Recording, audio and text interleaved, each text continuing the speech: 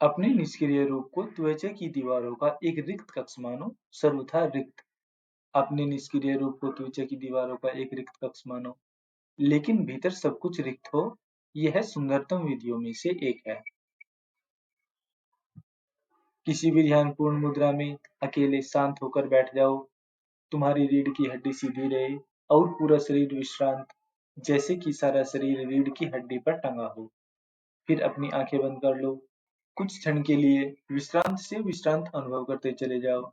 लयबद्ध होने के लिए कुछ क्षण ऐसा करो और फिर अनुभव करो कि तुम्हारा शरीर त्वचा की दीवारें मात्र हैं और भीतर कुछ भी नहीं है। घर खाली है, भीतर कोई नहीं है। एक बार तुम विचारों को गुजरते हुए देखोगे, विचारों के मेघों को विचरते पाओगे, लेकिन ऐसा मत सोचो कि वे तुम्हारे हैं। तुम हो ही नहीं।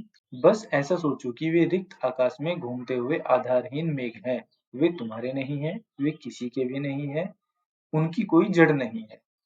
वास्तव में ऐसा ही है। विचार केवल आकाश में घूमते मेघों के समान है। न तो उनकी कोई जड़ें हैं, न आकाश से उनका कोई संबंध है। वे बस आकाश में इधर-उधर घूमते फिरते हैं। वे आते हैं और चले जाते हैं और आकाश अस्पर्शित, अप्रभावित बना रहता है।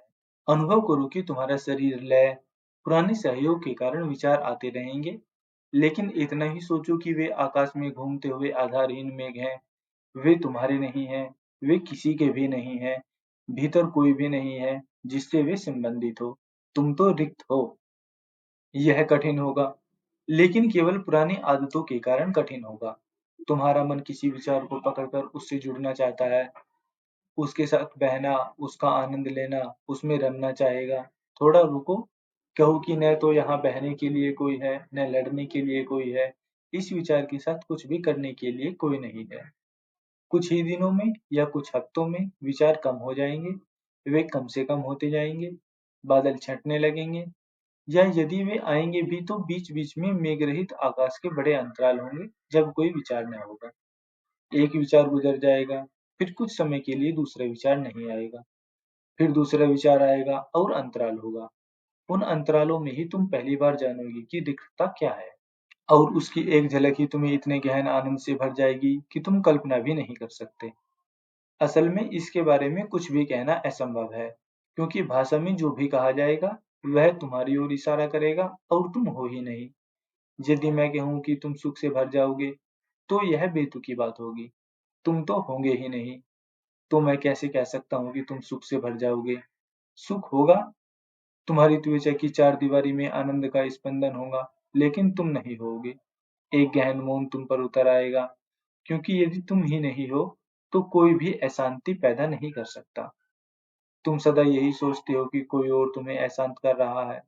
सड़क से गुजरते हुए ट्रैफिक की आवाज, चारों ओर खेलते हुए बच्चे, रसोई घर में काम करती हुई पत्नी, हर कोई तुम्हें अशांत कर रहा है। कोई तुम्हें अशांत नहीं कर रहा है, तुम ही अशांति के कारण हो। क्योंकि तुम हो, इसीलिए कुछ भी तुम्हें अशांत कर सकता है। यदि तुम नहीं हो, तो अशांति आएगी और तुम्हारी रिक्तता को बिना छुए गुजर जाएगी। तुम ऐसे ही हो कि सब कुछ बहुत जल्दी तुम्हें छू जाता है, एक घाव जैसे हो, कुछ भी तुम्हें तत्क्षण चोट पहुंचा जाता है। मैंने एक वैज्ञानिक कहानी सुनी है। तीसरे विश्व युद्ध के बाद ऐसा हुआ कि सब मर गए। अब पृथ्वी पर कोई भी नहीं बचा था, बस वृक्ष और पहाड़ियां ही बची थी। एक बड़े वृक्ष ने सोचा कि चलो खूब शोर करूं, जैसे कि वह पहले किया करता था। वह एक बड़ी चट्टान पर गिर पड़ा। जो भी किया जा सकता था उसने सब किया, लेकिन कोई शोर नहीं हुआ। क्योंकि शोर के लिए तुम्हारे कानों की जरूरत होती है, आवाज के लिए तुम्हारे कानों की जरूरत होती है। यदि तुम नहीं हो, तो आवाज पैदा नहीं की जा सकती। यह असंभव है। मैं यहाँ बोल रहा हूँ। यदि यहाँ कोई न हो, तो मैं बोलता रह सकता हूँ, लेकिन आवाज पैदा नहीं होगी। लेकिन मैं आवाज पैदा कर सकता हूँ, क्योंकि मैं स्वयं तो उसे सुन ही सकता हूँ। यदि सुनने के लिए कोई भी न हो, तो आवाज पैदा नहीं की जा सकती, क्योंकि आवाज तुम्हारे कानों की प्रतिक्रिया है। यदि पृथ्वी पर कोई भी न हो, तो सूरज उग सकता है, लेकिन प्रकाश नहीं होगा। यह बात अजीब लगती है। हम ऐसा सोच भी नहीं सकते, क्योंकि हम तो सदा ही सोचते हैं कि सूरज उगेगा और प्रकाश हो जाएगा। लेकिन तुम्हारी आंखें चाहिए। तुम्हारी आंखों के बिना सूरज प्रकाश पैदा नहीं कर सकता। वह उगता रह सकता है, लेकिन सब व्यर्थ होगा, क्योंकि उसकी किरणें रिक्तता से ही गुजरेंगी। कोई भी नहीं होगा जो प्रतिक्रिया कर सके और कह सके कि यह प्रकाश है। प्रकाश तुम्हारी आंखों के कारण है, तुम प्रतिक्रिया करते हो। ध्वनि तुम्हारे कानों के कारण है, तुम प्रतिक्रिया करते हो। तुम क्या सोचते हो? किसी बगीचे में एक गुलाब का फूल खिला है, लेकिन यदि उधर से कोई भी न गुजरे, तो क्या उसमें सुगंध होगी? अकेला गुलाब ही सुगंध पैदा नहीं कर सकता। तुम और तुम्हारी नाक जरूरी है। कोई होना चाहिए जो प्रतिक्रिया कर सके और कह सके कि यह सुगंध है, यह गुलाब है। चाहे गुलाब कितनी ही कोशिश करे, बिना किसी नाक के वह गुलाब न होगा। तो अशांति वास्तव में सड़क पर नहीं है, वह तुम्हारे अहंकार में है। तुम्हारा अहंकार प्रतिक्रिया करता है। यह तुम्हारी व्याख्या है। कभी किसी दूसरी स्थिति में तुम उसका आनंद भी ले सकते हो, तब वह अशांति नहीं होगी। किसी दूसरे मनोभाव में तुम उसका आनंद लोगे और तब तुम कहोगे, कितना सुंदर, क्या संगीत है। लेकिन किसी उदासी के क्षण में संगीत भी अशांति बन जाएगा। लेकिन यदि तुम नहीं हो, बस एक स्पेस है, एक रिक्तता है, तब न तो अशांति हो सकती है, न संगीत।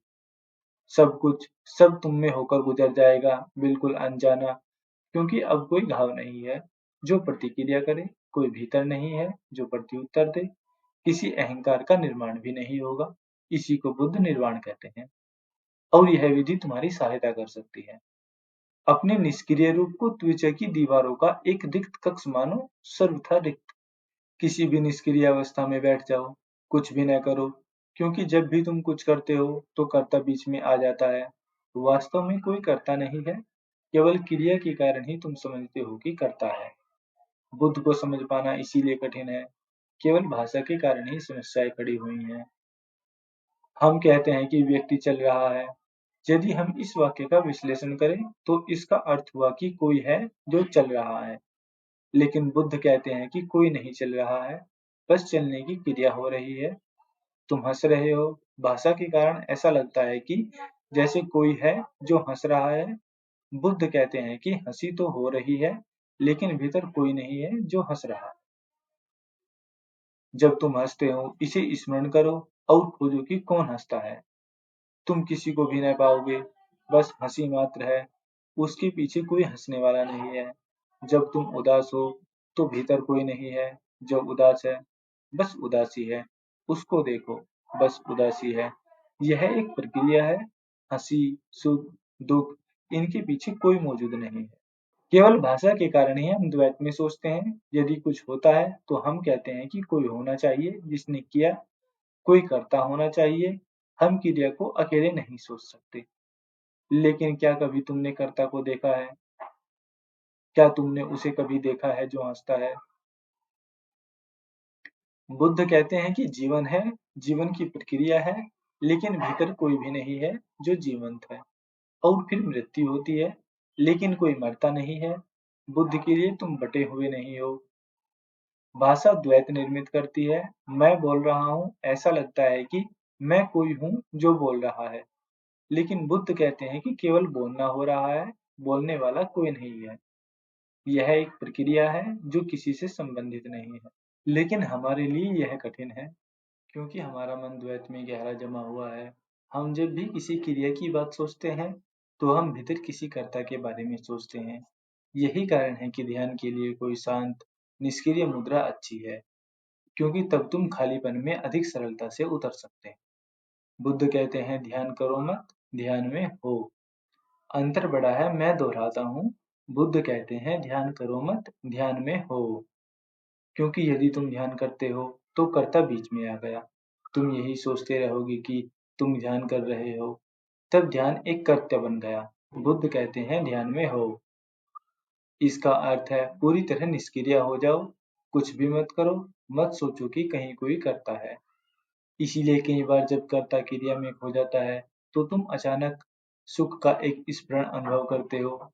ऐसा इसीलिए होता है क्योंकि तुम क्रिया में खो गए। नृत्य में ऐसा एक क्षण आता है जब नृत्य रह जाता है और नर्तक खो जाता है। तब तत्क्षण एक आशीर्वाद, एक सौंदर्य, एक आनंद बरस उठता है। नर्तक एक अज्ञात आनंद से भर जाता है। वहां क्या हुआ? केवल क्रिया ही रह गई और कर्ता विलीन हो गया। युद्ध भूमि में सैनिक कई बार बड़े गहन आनंद को उपलब्ध हो जाते हैं। यह सोच पाना भी कठिन है क्योंकि वे मृत्यु के इतने निकट होते हैं कि किसी भी क्षण वे मर सकते हैं। शुरू-शुरू में तो वे भयभीत हो जाते हैं, भय से काँपते हैं, लेकिन तुम रोज-रोज लगातार काँपते और भयभीत नहीं रह सकते। धीरे-धीरे आदत पड़ जाती है, मनुष्य मृत्यु को स्वीकार कर लेता है, तब भय समाप्त हो जाता है। और जब मृत्यु इतनी करीब हो और जरा-सी चूक से मृत्यु घटित हो सकती है, तो कर्ता भूल जाता है और केवल कर्म रह जाता है, केवल क्रिया रह जाती है और वे क्रिया में इतने गहरे डूब जाते हैं कि वे सतत याद नहीं रख सकते कि मैं हूँ और मैं हूँ तो परेशानी खड़ी करेगा, तुम चूक जाओगे, तुम क्रिया में पूरे नहीं हो पाओगे और जीवन दांव पर लगा है। इसीलिए तुम द्वैत को नहीं ढो सकते। कृत्य समग्र हो जाता है और जब भी कृत्य समग्र होता है, तो अचानक तुम पाते हो कि तुम इतने आनंदित हो, जितने तुम पहले कभी न थे। योद्धाओं ने आनंद के गहरे झरनों का अनुभव किया है, जितना कि साधारण जीवन तुम्हें कभी नहीं दे सकता। शायद यही कारण हो कि युद्ध इतने आकर्षित करते हैं और शायद यही कारण हो कि क्षत्रिय ब्राह्मणों से अधिक मोक्ष को उपलब्ध हुए हैं, क्योंकि ब्राह्मण हमेशा सोचते ही रहते हैं, बौद्धिक उहापोह में उलझे रहते हैं। जैनों के 24 तीर्थंकर राम, कृष्ण, बुद्ध सभी क्षत्रिय योद्धा थे। उन्होंने उच्चतम शिखर को छुआ है। किसी दुकानदार को कभी इतने ऊंचे शिखर छूते नहीं सुना होगा। वह इतनी सुरक्षा में जीता है कि वह द्वैत में जी सकता है। वह जो भी करता है कभी पूरा-पूरा नहीं होता। लाभ कोई समग्र कृत्य नहीं हो सकता। तुम उसका आनंद ले सकते हो, लेकिन वह कोई जीवन मृत्यु का सवाल नहीं हो सकता। तुम उसके साथ खेल सकते हो, लेकिन कुछ भी दांव पर नहीं लगा है। वह एक खेल है, दुकानदारी एक खेल ही है, धन का खेल है। खेल कोई बहुत खतरनाक बात नहीं है, इसीलिए दुकानदार सदा कुनकुना रहता है। एक जुआरी भी दुकानदार से अधिक आनंद को उपलब्ध हो सकता है, क्योंकि जुआरी खतरे में उतरता है। उसके पास जो कुछ है, वह दांव पर लगा देता है। पूरे दांव के उस क्षण में कर्ता खो जाता है। शायद यही कारण है कि जुए में इतना आकर्षण है, युद्ध में इतना आकर्षण है। जहाँ तक मैं समझता हूँ, जो भी कुछ आकर्षण है, कहीं उसके पीछे कुछ आनंद भी छिपा होगा। कहीं अज्ञात का कोई इशारा छिपा होगा, कहीं जीवन के गहन रहस्य की झलक छिपी होगी, अन्यथा कुछ भी आकर्षण नहीं हो सकता। निष्क्रियता और ध्यान में तुम जो मुद्रा लो, वह शांत होना चाहिए। भारत में हमने सबसे निष्क्रिय आसन, सबसे शांत मुद्रा विकसित की है, सिद्धासन। और इसका सौंदर्य यह है कि सिद्धासन की मुद्रा में, जिसमें बुद्ध बैठे हैं, शरीर गहनतम निष्क्रियता की अवस्था में होता है। लेटकर भी तुम इतने क्रिया शून्य नहीं होते, सोते समय भी तुम्हारी मुद्रा निष्क्रिय नहीं होती, क्रियाशील होती है। सिद्धासन इतना शांत क्यों होता है? कई कारण है। इस मुद्रा में शरीर की विद्युत ऊर्जा एक वर्तुल में घूमती है। शरीर का एक विद्युतीय वर्तुल होता है। जब वर्तुल पूरा हो जाता है, तो ऊर्जा शरीर में चक्राकार घूमने लगती है, बाहर नहीं निकलती। अब यह वैज्ञानिक रूप से सिद्ध तथ्य है कि कई मुद्राओं में तुम्हारे शरीर से ऊर्जा बाहर निकलती रहती है। जब शरीर ऊर्जा को बाहर फेंकता है, तो उसे लगातार ऊर्जा पैदा करनी पड़ती है, वह सक्रिय रहता है। शरीर तंत्र को लगातार कार्य करना पड़ता है, क्योंकि तुम ऊर्जा फेंक रहे हो।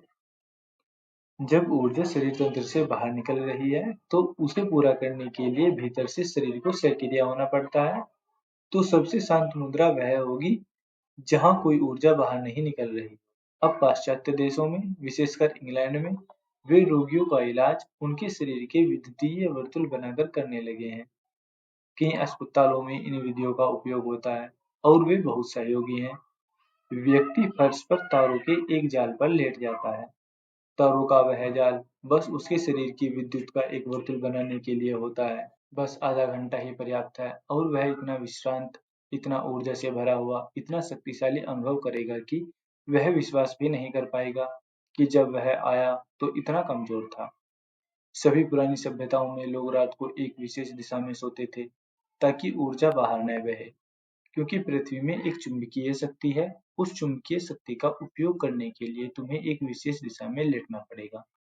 तब पृथ्वी की शक्ति सारी रात तुम्हें चुंबकत्व में रखेगी। यदि तुम इससे विपरीत लेटे हुए हो, तो वह शक्ति तुमसे संघर्ष में रहेगी और तुम्हारी ऊर्जा नष्ट होगी। कई लोग सुबह बड़ा तनाव, बड़ी कमजोरी अनुभव करते हैं, ऐसा होना नहीं चाहिए, क्योंकि नींद तुम्हें तरोताजा करने के लिए, तुम्हें अधिक ऊर्जा देने के लिए है। लेकिन कई लोग हैं जो रात सोते समय ऊर्जा से भरे होते हैं, पर सुबह वे लाश की तरह होते हैं। इसके कई कारण हो सकते हैं, पर यह भी उनमें से एक कारण हो सकता है, वे गलत दिशा में सोए हैं। यदि वे पृथ्वी के चुंबकत्व के विपरीत लेटे हुए हैं, तो वे बुझा-बुझा महसूस करेंगे। तो अब वैज्ञानिक कहते हैं कि शरीर का अपना एक विद्युत यंत्र है और ऐसे आसन हो सकते हैं जिनमें ऊर्जा संरक्षित हो, और उन्होंने सिद्धासन में बैठे हुए कई योगियों का अध्ययन किया है। उस अवस्था में शरीर न्यूनतम ऊर्जा बाहर फेंकता है, ऊर्जा संरक्षित रहती है। जब ऊर्जा संरक्षित होती है, तो आंतरिक यंत्रों को कार्य नहीं करना पड़ता, किसी क्रिया की जरूरत ही नहीं रहती, इसीलिए शरीर अक्रिय होता है। इस अक्रियता में तुम सक्रिय अवस्था में अधिक रिक्त हो सकते हो। इस सिद्धासन की मुद्रा में तुम्हारी रीढ़ की हड्डी और पूरा शरीर सीधा होता है। अब कई अध्ययन हुए हैं, जब तुम्हारा शरीर पूरी तरह सीधा होता है, तो तुम पृथ्वी के गुरुत्वाकर्षण से न्यूनतम प्रभावित होते हो। यही कारण है कि जब तुम किसी असुविधाजनक मुद्रा में बैठते हो, जिसे तुम असुविधाजनक कहते हो, वह असुविधाजनक इसीलिए होती है क्योंकि तुम्हारा शरीर अधिक गुरुत्वाकर्षण से प्रभावित हो रहा है। यदि तुम सीधे बैठे हुए हो, तो गुरुत्वाकर्षण न्यूनतम प्रभावी होता है, क्योंकि वह मात्र तुम्हारी रीढ़ को खींच सकता है और कुछ भी नहीं। इसीलिए तो खड़े रहकर सोना कठिन है। शीर्षासन में सिर के बल खड़े होकर सोना तो लगभग असंभव ही है। सोने के लिए तुम्हें लेटना पड़ता है। क्यों? क्योंकि तब धरती का खिंचाव तुम पर अधिकतम होता है, और अधिकतम खिंचाव तुम्हें अचेतन कर देता है। न्यूनतम खिंचाव तुम्हें जगाता है, अधिकतम खिंचाव अचेतन कर देता है। सोने के लिए तुम्हें लेटना पड़ता है, ताकि पृथ्वी का गुरुत्वाकर्षण तुम्हारे सारे शरीर को छुए और उसकी प्रत्येक कोशिका को खींचे, तब तुम अचेतन हो जाते हो। पशु मनुष्य से अधिक अचेतन होते हैं, क्योंकि वे सीधे खड़े नहीं हो सकते। विकासवादी इवोल्यूशनिस्ट कहते हैं कि मनुष्य इसीलिए विकसित हो सका, क्योंकि वह दो पांवों पर सीधा खड़ा हो सका। गुरुत्वाकर्षण का खिंचाव कम होने के कारण वह थोड़ा अधिक चैतन्य हो गया। सिद्धासन में गुरुत्वाकर्षण शक्ति न्यूनतम होती है, शरीर निष्क्रिय और क्रिया रहित होता है, भीतर से बंद होता है, स्वयं में एक संसार बन जाता है, न कुछ बाहर जाता है, न कुछ भीतर आता है। आंखें बंद हैं, हाथ जुड़े हुए हैं, पांव जुड़े हुए हैं। ऊर्जा वर्तुल में गति करती है, और जब भी ऊर्जा वर्तुल में गति करती है, वह एक आंतरिक लय, एक आंतरिक संगीत निर्मित करती है। जितना तुम उस संगीत को सुनते हो, उतने ही तुम विश्रांत अनुभव करते हो। अपने निष्क्रिय रूप को त्वचा की दीवारों का एक रिक्त कक्ष मानो, बिल्कुल जैसे कोई खाली कमरा होता है, सर्वथा रिक्त। उस रिक्तता में गिरते जाओ। एक क्षण आएगा जब तुम अनुभव करोगे कि सब कुछ समाप्त हो गया, कि अब कोई भी नहीं बचा, घर खाली है, घर का स्वामी मिट गया, तिरोहित हो गया। उस अंतराल में जब तुम नहीं होगे, तो परमात्मा प्रकट होगा। जब तुम नहीं होते, परमात्मा होता है। जब तुम नहीं होते, आनंद होता है।